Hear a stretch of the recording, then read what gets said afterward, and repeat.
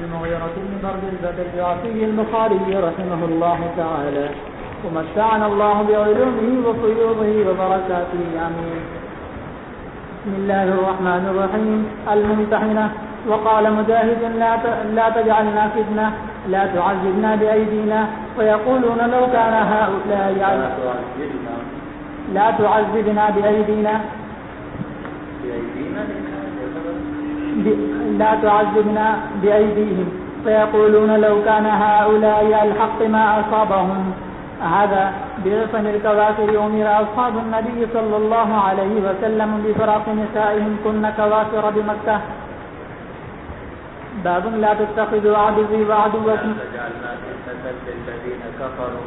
کافروں کے لیے ہمیں فتنہ نہ بنائیے کہ وہ ہمیں تکلیفیں پہنچائیں، اور جب تکلیفیں پہنچائیں گے تو وہ کہیں گے کہ اگر یہ حق پر ہوتے تو انہیں یہ مصیبتیں نہ پہنچتی. یہ وہی بات ہے جو آج کل ہمارے ہم مسلمانوں کے ساتھ پیش آ رہی ہے. جو دعا کثرت سے کرنی چاہیے کہ ربنا لا تجعلنا فتنة للذین کفروا. جی باب لا تتخذوا عدوي وعدوكم أولياء. وبه قال حدثنا الحميدي قال حدثنا سفيان قال حدثنا عمرو بن دينار قال حدثني الحسن بن محمد بن علي أنه سمع عبيد الله بن أبي رافع كاتب علي رضي الله تعالى عنه وعنهم يقول سمعت عليا يقول بعثني رسول الله صلى الله عليه وسلم أنا والزبير والمقداد فقال انطلقوا حتى أتى روضة خاخ فإن بها ضعينة معها كتاب فخذوه منها. فذهبنا تعدى بنا خيلنا حتى آتينا الروضة فإذا نحن بالضعينة فقلنا أخرج الكتاب فقالت ما معي من كتاب فقلنا لتخرجن الكتاب أو لتلقين الثياب فأخرجت من عقافها فأتينا به النبي صلى الله عليه وسلم فإذا فيه من حاطب بن أبي بلتع إلى ناس من المشركين ممن بمكة يخبرهم ببعض أمر النبي عليه الصلاة والسلام.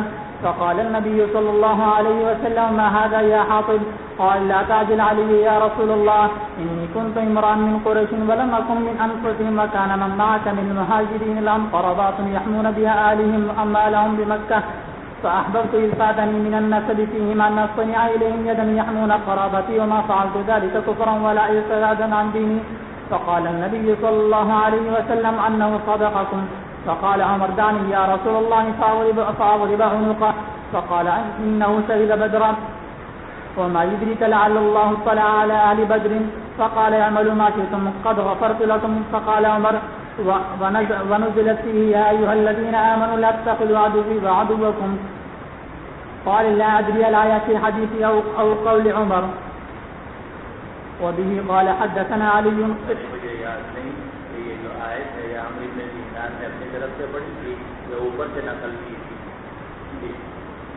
وبه قال حدثنا علي بن الطير لسفيان في هذا فنزلت لا تتخذوا عدوي فنزلت لا تتخذوا عدوي. قال سفيان هذا في حديث الناس حفظته من عمر وما تركت منه حرقا وما أرى أحدا حفظه من غيري حفظه غيري.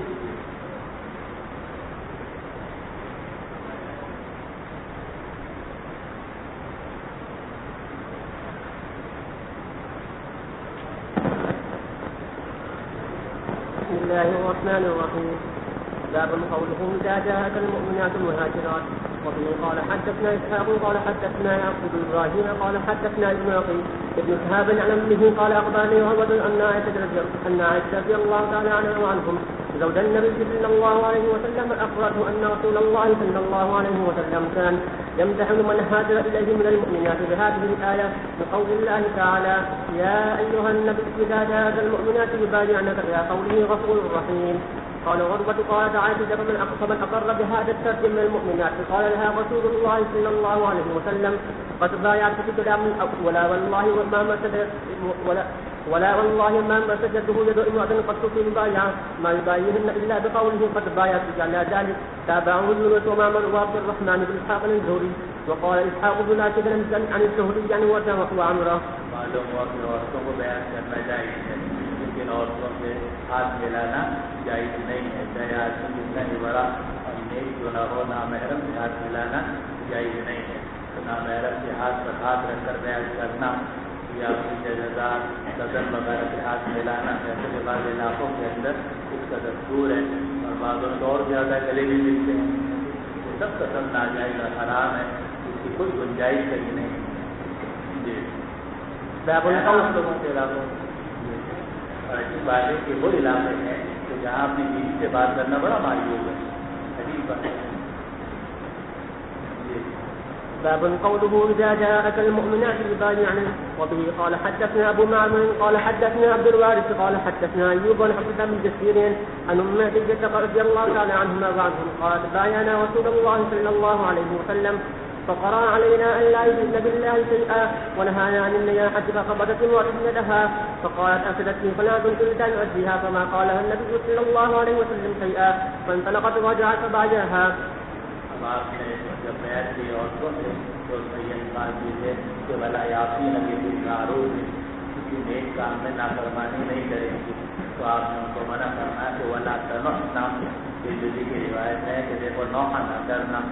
کوئی عورت نے اپنا ہاتھ پیچھے کر لیا اور کہا کہ مجھے تو نوحہ کرنا ہے، اور فلانی عورت آئی تھی اس نے میری موت میں، ہمارے یہاں جو موت ہوئی تھی وہ ہمارے ساتھ خوب بچ کے چیزیں چلائی تھی، تو مجھے بھی اس کا بدلہ دینا ہے، تو میں تو کروں، اس لیے اس نے اپنا ہاتھ پیچھے کر دیا، تو حضور صلی اللہ علیہ وسلم نے اس کو اجازت دے دی، جیسے کہ ترمذی کی روایت سے معلوم ہوتا ہے۔ اب وہ چلی گئی، اب بعد میں جا کر اس نے نوحہ کیا یا نہیں کیا، کیا فرماتے ہیں علماء کیا ہے نہیں کیا؟ حضور صلی اللہ علیہ وسلم کی دعا کی برکت سے اللہ تعالیٰ نے اسے نوحے سے محفوظ رکھا کہ واپس آئی اور آ کر حضور کے ہاتھ پر بیعت کی، اور اس سے معلوم ہوا کہ بیعت سچی ہونی چاہیے۔ مولوی صاحب لوگ کہتے ہیں بیعت بیعت بیعت، لیکن بیعت عورتوں والی ہونی چاہیے، اے مردوں ایسے عورت والی بیعت ہونی چاہیے کہ آدمی جو عہد کرے اس عہد کو پورا کرے۔ اب وہ عہد دیا حضور نے، اور خاتون ام عتیہ رضی اللہ عنہ کو یہ اندازہ ہوا کہ میں اس عہد کو پورا نہیں کر سکوں گی، تو انہوں نے اپنا ہاتھ پیچھے کھینچ دیا کہ نہیں میں نہیں کروں، جب میں کر ہی نہیں سکتی تو میں اس عہد کو کیوں کروں اور بیعت کیوں کروں۔ اس کے بعد پھر وہ چلی گئی، واپس آئے، پھر آ کر دوبارہ بیعت۔ بیعت رسمی چیز ہے، کر لو 10 مرتبہ کر لو، کیا فرق پڑتا ہے؟ یہ بیعت تو عہد ہے، معاہدہ ہے، اور اگر آدمی اس معاہدے کو پورا کر سکتا ہے تو کرنا چاہیے، اور معاہدے کو پورا نہیں کر سکتا تو رہنے چاہیے۔ وبه قال حدثني عبد الله بن محمد قال حدثنا وهب بن جرير قال حدثنا ابي قال سمعت جبريل عن عكرمة بن عباس رضي الله تعالى عنهما وعنهم في قوله تعالى ولا يعصينك بمعروف قال انما هو سعد ساته الله للنساء. وبه قال حدثنا علي بن عبد الله قال حدثنا سفيان وقال الزهري حدثنا قال حدثني ابو ادريس سمع عبادة بن الصامت رضي الله تعالى عنه وعنهم قال كنا عند النبي صلى الله عليه وسلم فقال أتبايعوني على أن لا تشركوا بالله شيئا ولا تزنوا ولا تسرقوا. وقرأ آية النساء أرسلوا لبي سفيان قرأها الآية فمن أصاب منكم فأجره على الله ومن أصاب من ذلك فشيء فوقل فهو كفاره ذله ومن أصاب منها شيء فستره الله فهو إلى الله إن شاء عذبه وإن شاء غفر له. تابعه عبد الرزاق عن معمر في الآية. وبه قال حدثنا محمد بن عبد الرحيم قال حدثنا هارون بن معروف قال حدثنا عبد الله وقال حدثنا عبد الله بن وهب وقال واخبرني ابو جرير ان الحسن بن مسلم اخبره عن طاووس عن ابن عباس رضي الله تعالى عنهما وعنهم قال حلت الصلاه يوم الفطر مع الرسول صلى الله عليه وسلم وابو بكر وعمر وعثمان رضي الله عنهم فكلهم يصليها قبل الخطبه ثم يخطب بعد فنزل نبي الله صلى الله عليه وسلم فكأني أنظر إليه حين يدلس الرجال بيده ثم أقبل يسوقهم حتى أتى النساء مع بلال فقال يا أيها النبي إذا جاءك المؤمنات يبايعنك على أن لا يشركن بالله شيئا ولا يسرقن ولا يزنين ولا يقتلن أولادهن ولا يأتين ببهتان يفترينه بين أيديهن وأرجلهن حتى فرغ من الآية كلها ثم قال حين فرغ أنتن على ذلك وقال إمة واحدة تجيبوا غيرها نعم يا رسول الله لا يدري هذا المنهي قال فتصدقنا من هي فقال فتصدقنا وبسط بلال ثوبه فجعلنا يلقين فتح والقاتل في ثوب بلال.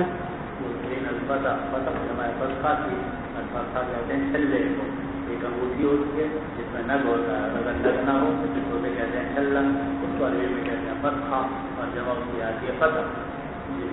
سورة الصف وقال مجاهد من أنصاره انگوٹھیوں میں عورتوں کی ہاتھوں میں انگوٹھیاں چھلے تھے وہ ڈالنے لگے. سورة الصف. وقال مجاهد من أنصار إلى الله من تبعني إلى الله. وقال ابن عباس رضي الله تعالى عنهما منصوص ملتق بعضه ببعض. وقال غيره بالرصاص. باب اليتيم بعد اسمه أحمد. معلوم ہوا سب بنانا قتال کے اندر بھی ضروری ہے, نماز کے اندر بھی ضروری ہے.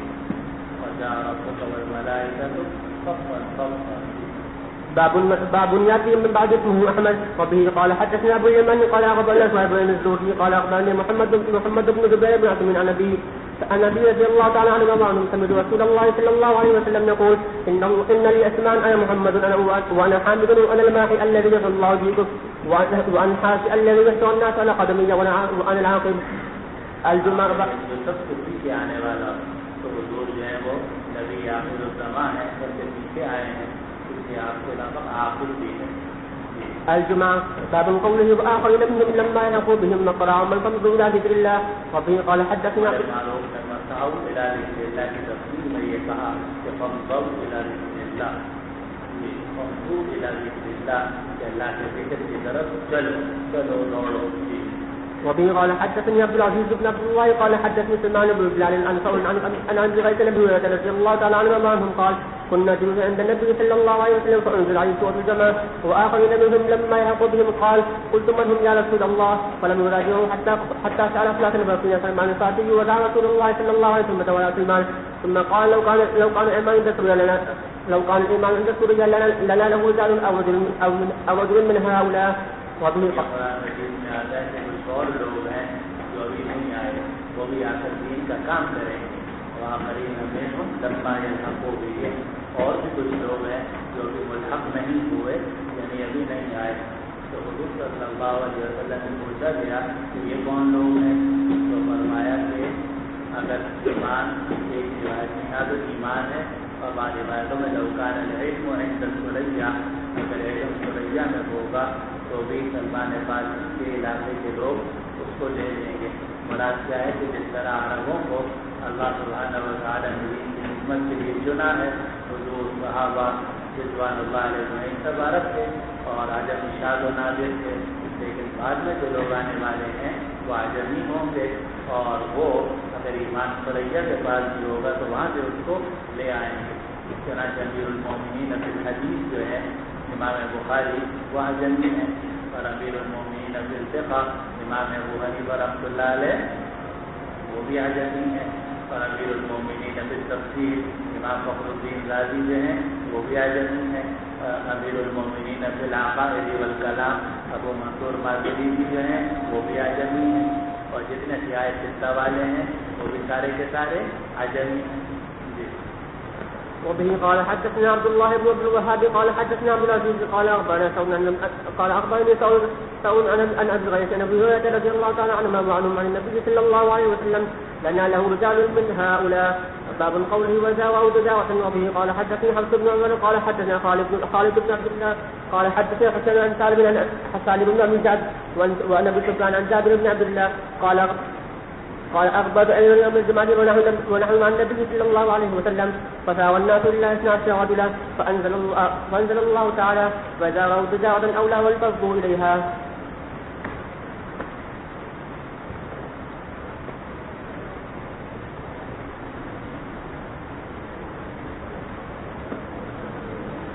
بسم الله الرحمن الرحيم.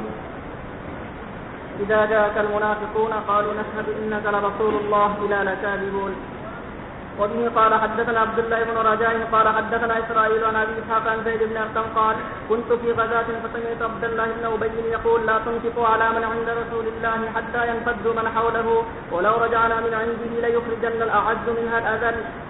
فذكرت ذلك لعمي أو لعمر رضي الله عنهما فذكره للنبي صلى الله عليه وسلم فدعاني فحدثته فأرسل رسول الله صلى الله عليه وسلم إلى عبد الله بن أبي وأصحابه فحلفوا ما قالوا فكذبني رسول الله صلى الله عليه وسلم وصدقه فأصابني هم لم يصبني مثله قط فجلست في البيت فقال لعمي ما أردت إلى أن كذبك رسول الله صلى الله عليه وسلم ومقتك.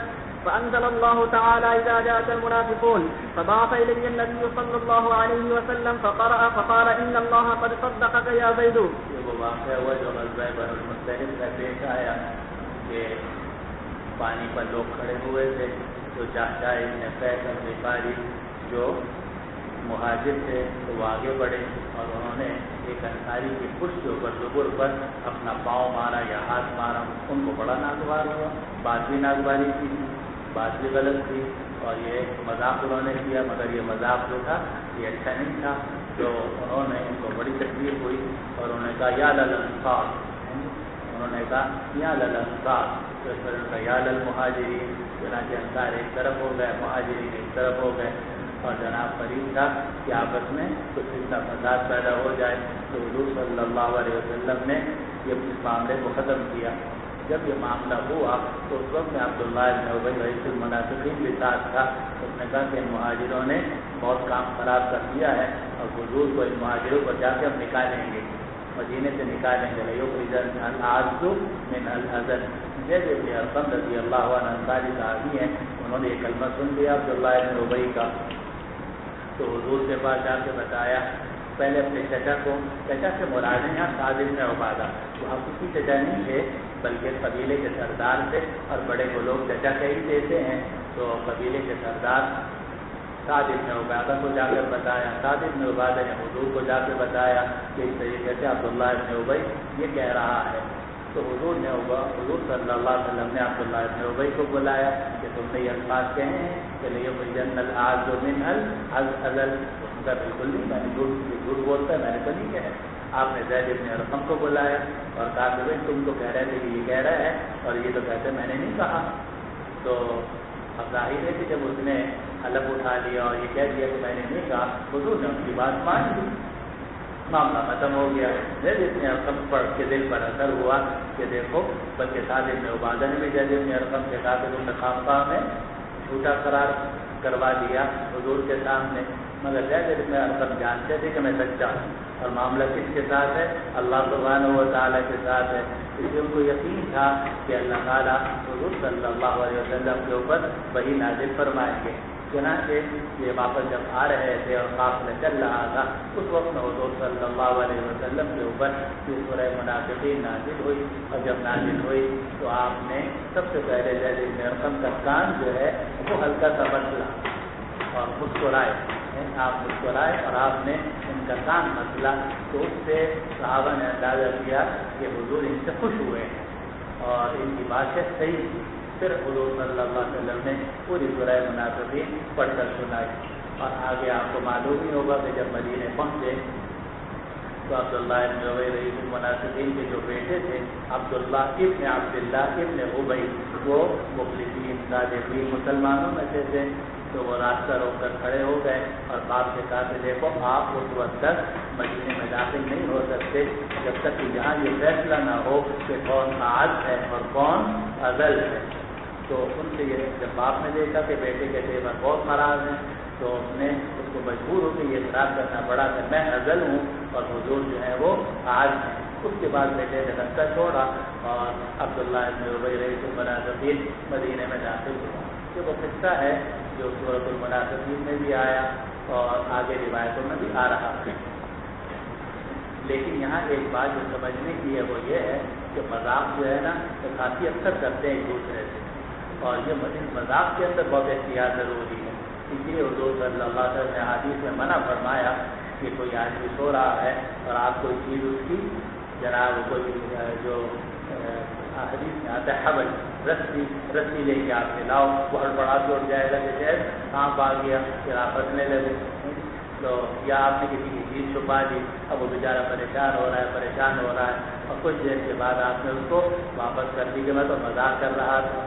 اب یہ مذاق جو ہے نا اکثر ہوتے ہیں شادیوں میں، اور نتیجہ اس کا کیا ہوتا ہے کہ شروع میں یہ مذاق ہوتا ہے اور بعد میں یہ سنجیدگی میں تبدیل ہو جاتا ہے. دوسرا یہ سوچتا ہے اچھا اس نے میرے ساتھ مذاق کیا تھا، اب پھر میں کروں گا. اب میں جو کروں گا تو ظاہر ہے کچھ تھوڑا سا سوائی کرے گا اور پھر یہ معاملہ بڑھ جاتا ہے اور پھر شیطان بیچ میں آ جاتا ہے. اور شیطان آ کے پھر یہ نہیں کہتا کہ یہ خالد نے کیا یا حامد نے کیا یا زید نے کیا یا عمر نے کیا، بلکہ کہتا ہے یہ پنجابی ہے نا اس نے کیا، یہ برمی ہے نا اس نے کیا، یہ مہاجر ہے اس نے کیا ہے، یہ بلوچی ہے نا اس نے کیا. یعنی وہ پھر وہ آج میں نہیں رہتا، بلکہ اس آدمی کی جو ذات ہے نا جال الاسباب، حالانکہ دیکھو وہ جو غلطی تھی وہ ایک مہاجر نے کی تھی اور نقصان پہنچا تھا ایک انصاری کو، لیکن شیطان نے کیا ڈالا کہ یہ جو اس نے کیا ہے اس لیے کیا ہے کہ یہ فلاں قبیلے فلاں علاقے سے تعلق رکھتا ہے، اور سارے لوگ ایسے ہی ہوتے ہیں۔ پہلے جزیہ بنایا ہے، وہ جزیے کے اوپر پھر کلیہ بنایا ہے۔ آپ کو پتا ہے کہ یہ جو شغرا ہوتا ہے یہ ہمیشہ جزیہ ہوتا ہے، کبرا جو ہے وہ کلی ہوتا ہے، تو اس نے یہ کیا، اس کا نام یہ ہے، اور یہ جو ہے یہ فلاں ہے جی، اور سارے وہ جو ہیں وہ ویسے ہی ہوتے ہیں، تو یہ سارے یوں ہوتے ہیں۔ اب یہ سارا کبرا ملا کر اور پھر ایک نتیجہ نکل جاتا ہے، اور جس آدمی کے ساتھ مذاق کیا گیا ہے عمر بھر یہ سوچتا ہے کہ فلاں علاقے کے لوگ جو ہے بدماش ہیں۔ اب حالانکہ وہ بدماش تو ایک آدمی تھا، لیکن وہ اس ایک آدمی کی بدماشی نے اس سارے قبیلے کو اور سارے علاقے کو متاثر کر دیا۔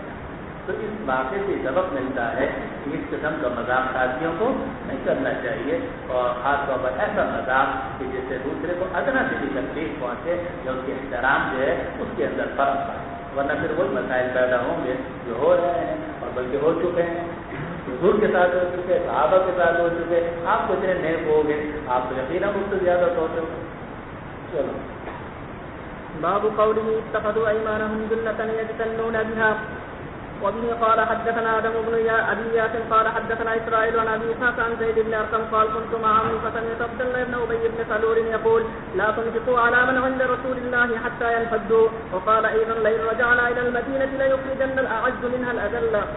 فذكرت ذلك لعمي فذكر عمي لرسول الله صلى الله عليه وسلم، فأرسل رسول الله صلى الله عليه وسلم إلى عبد الله بن أبي وأصحابه فحلفوا ما قالوا فصدقهم رسول الله صلى الله عليه وسلم وكذبني، فأصابني هم لم يصبني مثله قط، فجلست في بيتي فأنزل الله.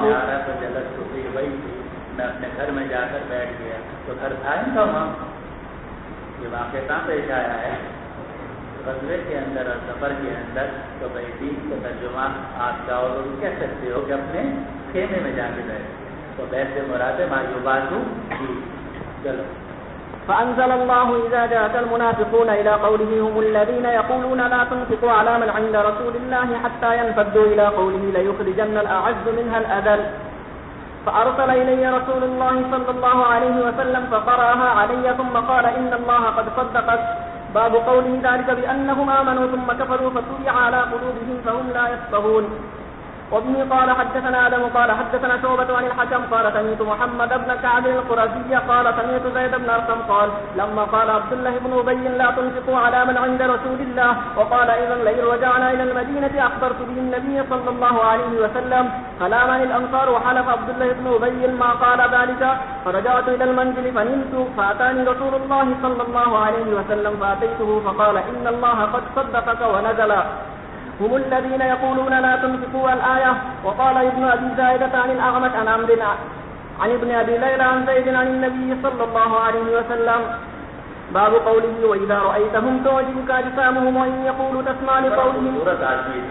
عبداللہ بن ابی رئیس المنافقین جو تھا، بڑا خوبصورت لمبا چوڑا چڑنگا اور جناب گورا، بڑا خوبصورت آدمی تھا۔ اس کو قرآن نے فرمایا کہ اگر تم ان کو دیکھو گے تو عجوبوں کا اجسام ہوں، تو ان کے جسم تمہیں بڑے اچھے لگیں گے، وہیں یقولوا تسمع لقولهم، اور اگر یہ لوگ کوئی بات کہیں گے تم کان لگا کے ان کی بات سنو گے، یعنی بات کرنے میں بڑے وہ بڑے ماہر ہیں اور ایسے انداز سے بات کرتے ہیں کہ آدمی سننے پر مجبور ہو جاتا ہے۔ کان لہم خشب مسندہ، لیکن ایسا ہے جیسے سہارا دی ہوئی لکڑیاں، شہید جس کو سہارا دے کے ٹکایا گیا ہو، اندر روح ہے۔ یحسبون کل صیحۃ علیہم، اور جب بھی کوئی چیخ و پکار پڑتی ہے سمجھتے ہماری قیامت آئی۔ ہم العدو، وہ یہ دشمن ہے، فاحذرہم، ان سے بچ کے رہنا، قاتلہم اللہ، اللہ ان کو قتل کرے، انا یؤفکون، یہ کہاں چلے جا رہے ہیں؟ وبه قال حدثنا عمرو بن خالد قال حدثنا زهير بن معاوية قال حدثنا أبو إسحاق قال سمعت زيد بن الأرقم قال خرجنا مع النبي صلى الله عليه وسلم في سفر أصاب الناس فيه شدة، فقال عبد الله بن أبي لأصحابه لا تنفقوا على من عند رسول الله حتى ينفضوا من حوله، وقال لئن رجعنا إلى المدينة ليخرجن الأعز منها الأذل. فأتيت النبي صلى الله عليه وسلم فأخبرته فأرسل إلى عبد الله بن أبي فسأله فاجتهد يمينه ما فعل. اپنے مذہب میں خوب کوشش کی ما فعل کہ اس نے تو یہ کام نہیں کیا پھر اس نے یہ جملہ نہیں کہا. قالوا كذب زيد رسول الله صلى الله عليه وسلم فوقع في نفسي مما قالوا شدة حتى أنزل الله تصديقي إذا جاءك المنافقون فدعاهم النبي صلى الله عليه وسلم ليستغفر لهم فلووا رؤوسهم. باب قوله وقوله كتب مسندة قال كانوا رجالا أجمل شيء. باب قوله خوبصورت لوگ اجمل شيء کسی بھی چیز میں بڑے جمال والے. باب قوله وإذا قيل لهم تعالوا يستغفر لكم رسول الله لووا رؤوسهم ورأيتهم يصدون وهم مستكبرون. حركوا استهزوا بالنبي صلى الله عليه وسلم ويقرأ بالتخفيف من لويت. وبه قال حدثنا عبيد الله بن موسى عن إسرائيل عن أبي إسحاق عن زيد بن أرقم قال كنت مع عمي فسمعت عبد الله بن أبي بن سلول يقول لا تمسكوا على من عند رسول الله حتى ينفدوا ولئن رجعنا إلى المدينة ليخرجن الأعز منها الأذل.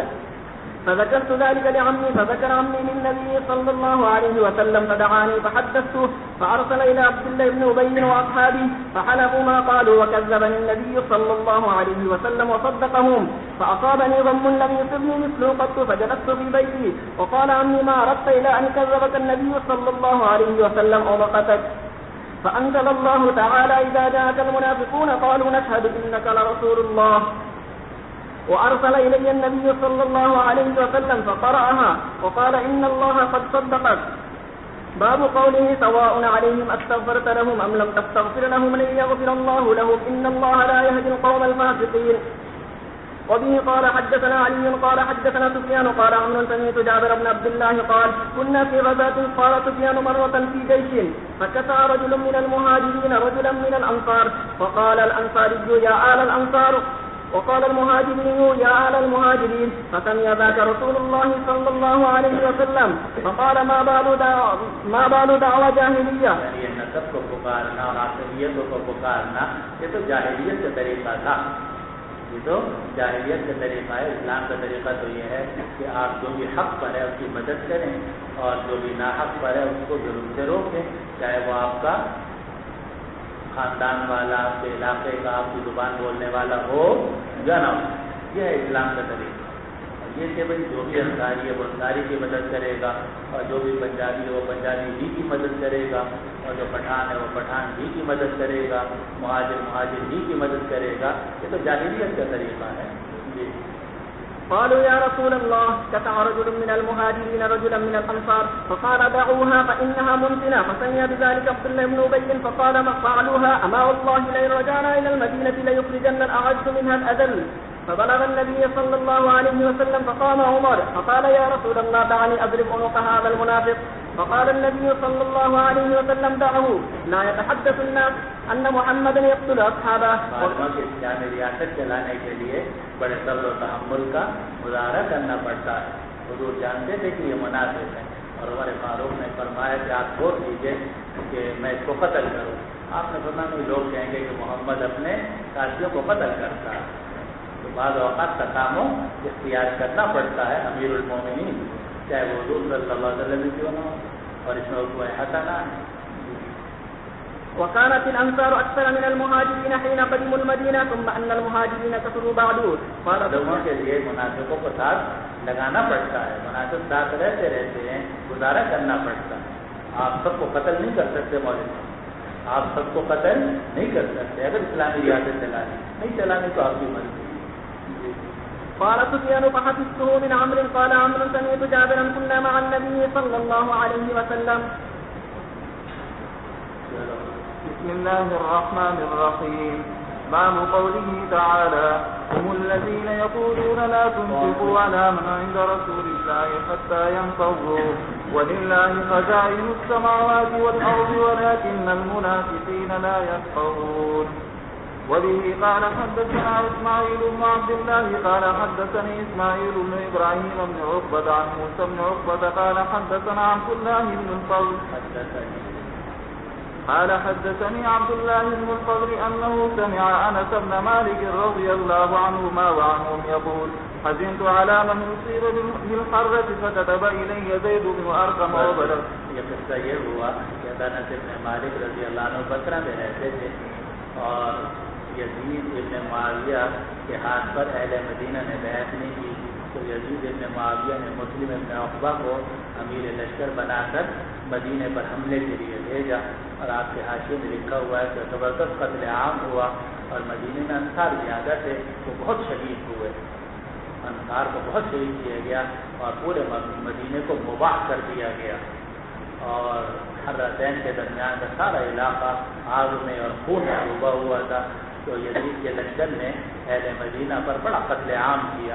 اس کی خبر پہنچی حضرت انس بن مالک رضی اللہ عنہ کو جو بصرہ میں مقیم تھے، ان کو بڑا غم ہوا کہ ہم انصار لوگ اور ہمارے ساتھ یہ معاملہ ہوا اور مدینے پہ اس طرح حملہ کیا گیا اور ہمارے بیوی بچوں اور بھائیوں کو اس طرح شہید کیا گیا، تو ان کو بڑا غم ہوا۔ تو ان کو خط لکھا حضرت زید بن ارقم نے اور تسلی دی کہ ٹھیک ہے ان ظالموں نے یہ ظلم کیا ہے، لیکن حضور صلی اللہ علیہ وسلم نے تو ہمارے لیے دعا کی تھی۔ وہ کیا دعا کی تھی وہ آگے نقل کی، پھر سے پڑھو۔ یقول سمعت انس بن مالک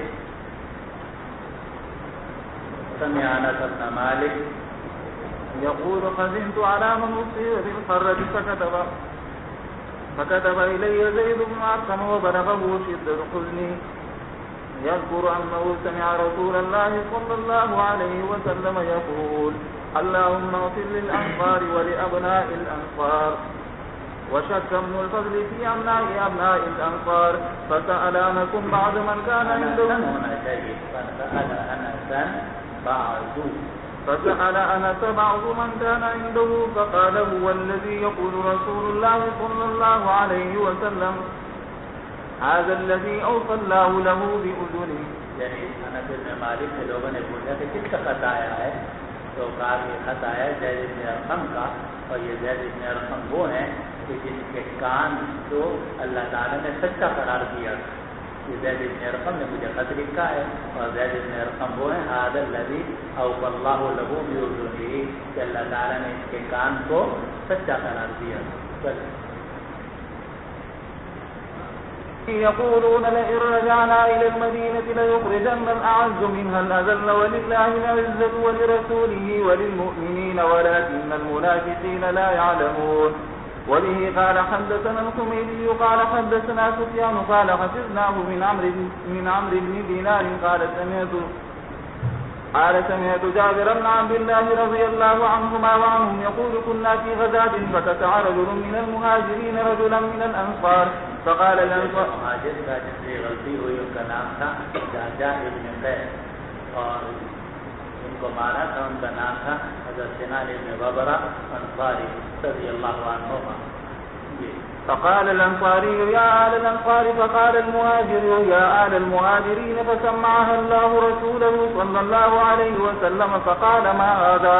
فقالوا كسع رجل من المهاجرين رجلا من الأنصار فقال الأنصاري يا للأنصار وقال المهاجري يا للمهاجرين. فقال النبي صلى الله عليه وسلم دعوها فإنها منتنة. عصبیت کی بنا پر جو بھی نعرہ لگایا جائے وہ نعرہ منتنا ہے۔ منتنا کا مطلب بدبودار نعرہ ہے۔ اچھی طرح یاد رکھو یہ علماء، جو بھی نعرہ عصبیت کو مستلزم ہو وہ بدبودار نعرہ ہے۔ دعوها فإنها منتنا، یہ نعرے چھوڑو، یہ عصبیت کے نعرے چھوڑو، فإنها منتنا، یہ بدبودار نعرے ہیں۔ قال جابر رضي الله عنه وكانت الأنصار حين قدم النبي صلى الله عليه وسلم أكثر ثم كثر المهاجرون بعد. فقال عبد الله بن أبي وقد فعلوا والله لئن رجعنا إلى المدينة ليخرجن الأعز منها الأذل. فقال عمر بن الخطاب دعني يا رسول الله أضربوا عنق هذا المنافق.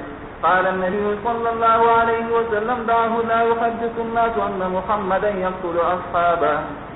سورة التغابن. وقال علقمة عن عبد الله رضي الله عنهما ومن يؤمن بالله يهد قلبه هو الذي إذا أصابته مصيبة رضي وعرف أنها من الله.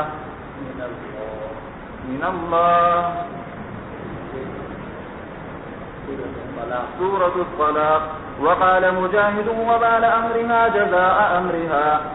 وبه قال حدثنا يحيى بن بكير قال حدثنا الليث قال حدثني عقيل عن ابن شهاب قال أخبرني سالم أن عبد الله بن عمر رضي الله عنهما وعنهم أخبره أنه طلق امرأته وهي حائض فذكر عمر لرسول الله صلى الله عليه وسلم فتغيظ فيه رسول الله صلى الله عليه وسلم ثم قال ليراجعها ثم يمسكها حتى تطهر ثم تفيض فتطهر فإن بدا له أن يطلقها فليطلقها طاهرا قبل أن يمسها فتلك العدة كما أمره الله.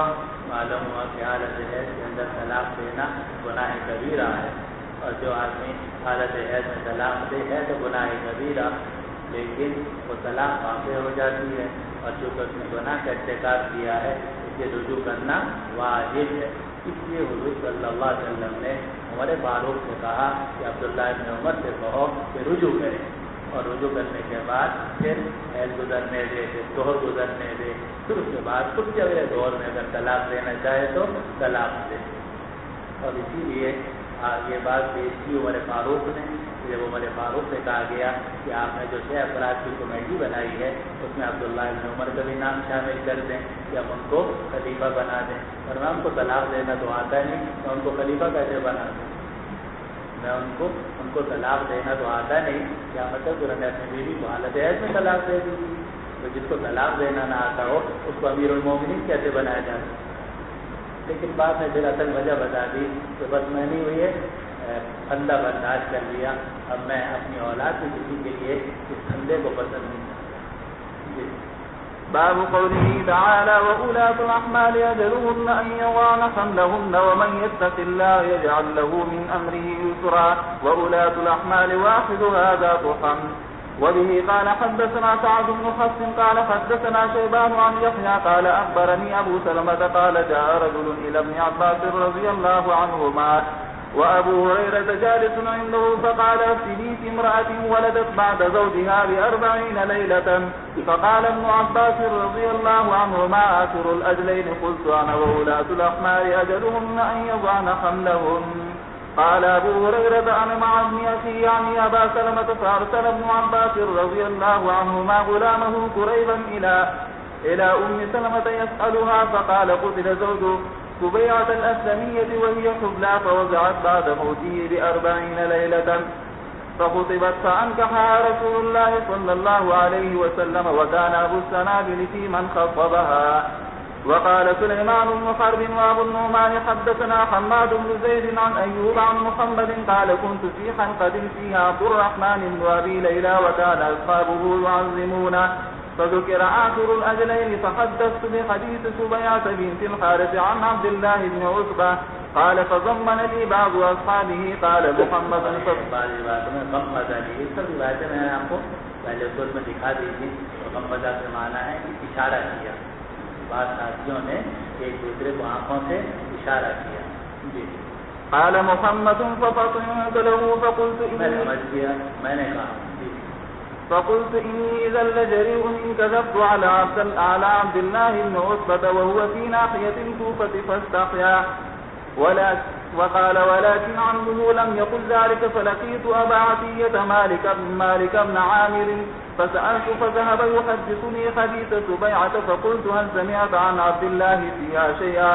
فقال كنا إن عبد الله فقال تجعلون عليها التغليظ ولا تجعلون عليها الرخصة لنزلت سورة النساء القصرى بعد الطولى وأولاة الأحمال أجلهن أن يضعن حملهن. سورة المتحرم. باب يا أيها النبي لم تحرم ما أحل الله لك. باب تبتغي مرضات أزواجك والله غفور رحيم. وبه قال حدثنا معاذ بن فضالة قال حدثنا هشام عن يحيى عن ابن حكيم عن سعيد بن جبير أن ابن برابر میں تمہارے اوپر والے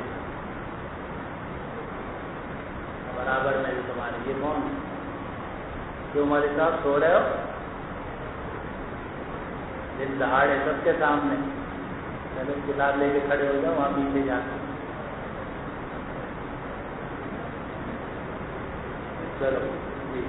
وبه قال حدثنا معاذ بن فزارة قال حدثنا هشام عن يحيى عن ابن حكيم عن سعيد بن جبير أن ابن عباس رضي الله عنهما وعنهم قال في الحرام يكفر. وقال ابن عباس वहाँ कुछ न कुछ गड़बड़ होती है, कूफा लगता है. وقال ابن عباس لقد كان لكم في رسول الله أسوة حسنة. وبه قال حدثنا إبراهيم بن موسى قال أخبرنا هشام بن يوسف عن ابن جريج عن عطاء عن عبيد بن عمير عن عائشة رضي الله عنها وعنهم قالت كان رسول الله صلى الله عليه وسلم يشرب عسلا عند زينب بنت جحش ويمكث عندها، فواطأت أنا وحفصة عن أيتنا دخل عليها فلتقل له أكلت مغافير إني أجد منك ريح مغافير. قال لا ولكني كنت أشرب عسلا عند زينب بنت جحش فلم أعود له. وقال حلفت لا تخبري بذلك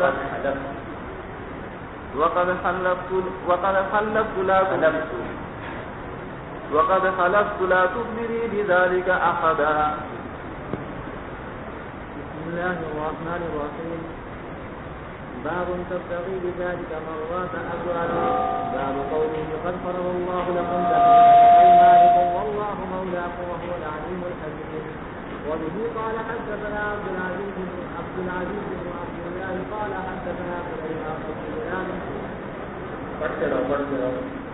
سليمان بن بلال عن يحيى عن عبيد بن هنيد أنه سمع ابن عباس يحدث أنه قال نقلت عن أكثر من الصحابة عن آية فما أستطيع أن أسأله حيث له حتى خرج حاجا فخرجت معه فلما رجعت وقلنا بباب الطريق عدل إلى الأراك بحاجة له قال فوقفت له حتى فرغ ثم سرت معه فقلت يا أمير المؤمنين من اللذان تظاهرتان على النبي صلى الله عليه وسلم من أزواجه؟ فقالتان حفصة وعائشة. قال فقلت والله إني كنت لأريد أن أسألك عن هذا منذ سنة فما أستطيع هيبة لك. قال فلا تفعل ما ظننت أن عندي من علم فسلني فإن كان لي علم خبرتك به. قال ثم قال عمر والله إن كنا في الجاهلية ما نعد للنساء أمرا حتى أنزل الله فيهن ما أنزل وقسم لهن ما قسم. قال فبينا أنا في أمر أتأمره إذ قالت امرأتي لو صنعت كذا وكذا. قال فقلت لها ما لك ولما هاهنا فيما تكلفك في أمر أريده؟ فقالت لي عجبا لك يا ابن الخطاب ما تريد أن تراجع أنت وإن ابنتك لتراجع رسول الله صلى الله عليه وسلم حتى يظل يومه غضبانا. فقام عمر فأخذ رداءه مكانه حتى دخل على حفصة فقال لها يا بنية إنك لتراجعين رسول الله صلى الله عليه وسلم حتى يظل يومه غضبان. فقالت حفصة والله إنا لنراجعه. فقلت تعلمين عني أحذرك عقوبة الله وغضب رسول الله. يا بنية لا تغرنك هذه التي أعجبها حسنها حب رسول الله صلى الله عليه وسلم إياها يريد عائشة. قال ثم خرجت حتى دخلت على أم سلمة لقرابتي منها فكلمتها فقالت أم سلمة عجبا لك يا ابن الخطاب دخلت في كل شيء حتى تستطيع أن تدخل بين رسول الله صلى الله عليه وسلم وأزواجه. فأخذتني والله أخذا كسرتني عن باب ما كنت أجده فخرجت من عندها. وكان لي صاحب من الأنصار إذا غبت أتاني بالخبر وإذا غاب كنت أنا آتيه بالخبر. ونحن نتخوف ملكا من الملوك غسان ذكر لنا أنه يرتد أن يسير إلينا فقد امتلأت صدورنا منه. فإذا صاحب الأنصار يدق الباب فقال افتح. فقلت جاء غسان فقال بل أشد من ذلك اعتزل رسول الله صلى الله عليه وسلم أزواجه. فقلت رغم أنف حتى وعائشة رغم أنف حتى وعائشة فأخذت صوتي فأخرج حتى جئت فإذا رسول الله صلى الله عليه وسلم في مشربة له يرقى عليها بعجلة وغلام. معلومہ کے بالا خانے پہ بالا خانہ بنانا بھی جائز ہے اور بالا خانے میں رہنا بھی جائز ہے. حضور صلی اللہ علیہ وسلم بالا خانے میں اس وقت میں تشریف فرما تھے. وہ بالا خانہ یہ ایسا تھا کہ سیڑھی کے ذریعے سے ہی وہاں جایا جا سکتا تھا اور نیچے ایک دربان تھا جس کا نام افلاح تھا. ویسے کہ روایات میں آتا ہے معلومہ کے دربان متعین کرنا بھی جائز ہے.